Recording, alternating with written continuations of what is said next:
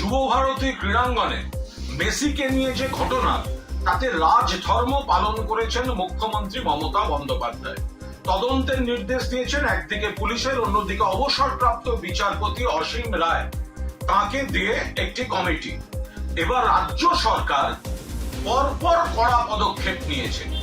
একদিকে DG Rajib Kumar, CP Bidhannagar Mukesh কুমারকে show cause করা, একাধিক পদাধিকারীর বিরুদ্ধে ব্যবস্থা নেওয়া থেকে শুরু করে সিট গঠন, দক্ষ অফিসারদের নিয়ে সিট গঠন, মুখ্যমন্ত্রী রাজধর্ম পালন করেছেন। অন্যদিকে এই তদন্ত যাতে নিরপেক্ষ থাকে সেজন্য ক্রীড়ামন্ত্রী পদ থেকে ইস্তফা দিতেছে ক্রীড়ামন্ত্রী অরূপ বিশ্বাস।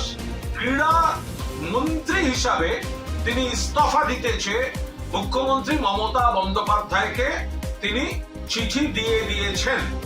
এ ব্যাপারে সিদ্ধান্ত বিবেচনা করছেন মুখ্যমন্ত্রী, কিন্তু অরূপ বিশ্বাস তিনি চিঠি দিয়ে দিয়েছেন। আমাদের বক্তব্য, এটা মমতা বন্দ্যোপাধ্যায় মুখ্যমন্ত্রী বলে এবং তৃণমূল কংগ্রেসের সরকার বলেই এই রাজধর্ম পালন চলছে। 1980 সালের 16ই অগস্ট ইডেনে মোহনবাগান ইস্টবেঙ্গল ম্যাচে কুরুক্ষেত্র 16 জনের মৃত্যু।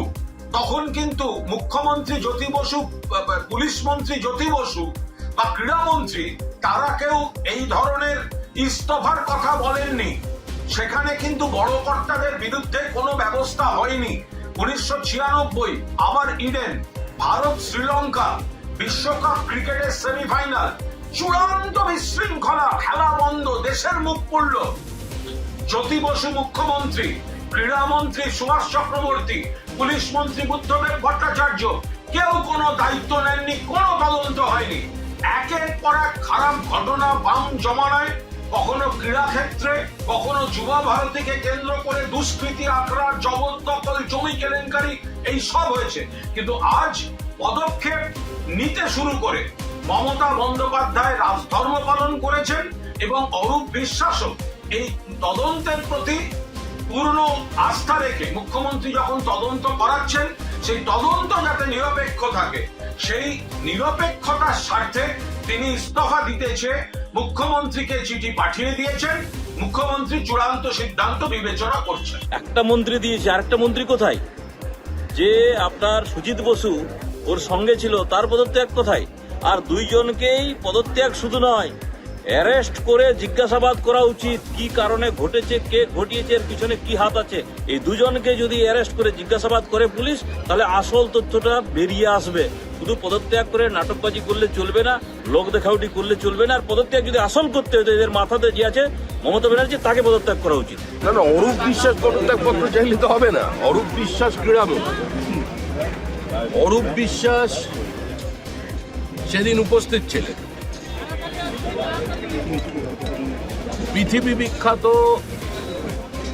জীবন্ত কিংবদন্তি ফুটবলার লিওনার্ড মেসি কলকাতায় এসেছেন। ক্রীড়ামন্ত্রী প্রোটোকল রাখতে তিনি ওখানে গেছেন, কিন্তু আর কারা ছিলেন? প্রশ্ন সেখানে। একা অরূপ বিশ্বাসের পক্ষে বা একা ওই যে আয়োজক, তার পক্ষে কোনোদিন যুব ভারতীতে এত বড় ফাংশন করা সম্ভব ছিল না। সুতরাং যেটা হয়েছে সেটা একটা প্রাতিষ্ঠানিক লুঠের পরিকল্পনা। যেটা হয়েছে সমস্ত তৃণমূল কংগ্রেসের ইনভলভমেন্টে হয়েছে। অরূপ বিশ্বাস পদত্যাগের ইচ্ছা প্রকাশ করছেন বা পদত্যাগপত্র দিয়ে মানে শাক দিয়ে মাছ ঢাকার চেষ্টা, মাছটা নয় ঢেকে দিতে পারবেন, কিন্তু শাকটাকে ঢাকবেন কি দিয়ে? প্রশ্ন সে। আমরা শুনলাম ক্রীড়ামন্ত্রী তিনি পদত্যাগ করতে চেয়েছেন। এই মেসি কাণ্ডের সঙ্গে যারাই যুক্ত তাদের তো অ্যারেস্ট করা প্রয়োজন। সে মন্ত্রী হতে পারে, নেতা হতে পারে, পুলিশের কোনো আধিকারিক হতে পারেন, প্রশাসনের লোক হতে পারেন। কারণ বাংলার ফুটবলের যে সম্মান, কলকাতা ফুটবলের যে ইতিহাস, সেখানে যে কলঙ্কজনক অধ্যায় আমরা দেখলাম, তা থেকে মুক্ত হতে হলে আমার মনে হয় কঠিন পদক্ষেপ সরকারকে নেওয়া প্রয়োজন এবং মাননীয় মুখ্যমন্ত্রীকে সেই ব্যাপারে সিদ্ধান্ত গ্রহণের আবেদন জানাবো।